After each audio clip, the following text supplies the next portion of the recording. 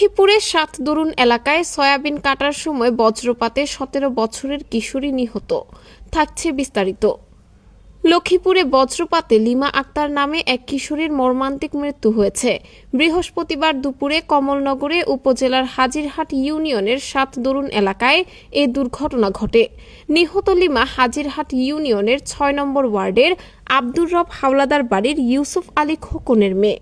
পরিবার ও স্থানীয় সূত্রে জানা যায়, বাড়ির পাশের ক্ষেতে পরিবারের সদস্যরা সয়াবিন কাটার কাজ করছিলেন। এ সময় লিমা তাদের দেখতে গিয়ে খেতে বসেছিল। দুপুরের দিকে হালকা গুড়ি গুড়ি বৃষ্টির মধ্যে হঠাৎ বজ্রপাত হলে সে গুরুতর আহত হয়ে মাটিতে লুটিয়ে পড়ে। পরে স্বজনরা দ্রুত তাকে স্থানীয় একটি ক্লিনিকে নিয়ে গেলে কর্তব্যরত চিকিৎসক মৃত ঘোষণা করেন। জানা গেছে, লিমা একজন কোরআনের হাফেজা ছিলেন। শান্ত ভদ্র স্বভাবের এই কিশোরীর অকাল মৃত্যুতে পরিবার ও এলাকাবাসীর মাঝে শোকের ছায়া নেমে এসেছে। তার মৃত্যুর খবরে আত্মীয় স্বজন ও প্রতিবেশীদের আহাজারিতে এলাকার পরিবেশ ভারী হয়ে ওঠে। স্থানীয়রা জানান, হঠাৎ বজ্রপাতে একটি সম্ভাবনাময় জীবন ঝরে গেল। তারা বজ্রপাতের সময় খোলা মাঠে অবস্থান না করা এবং আবহাওয়া সতর্কতা মেনে চলার আহ্বান জানান।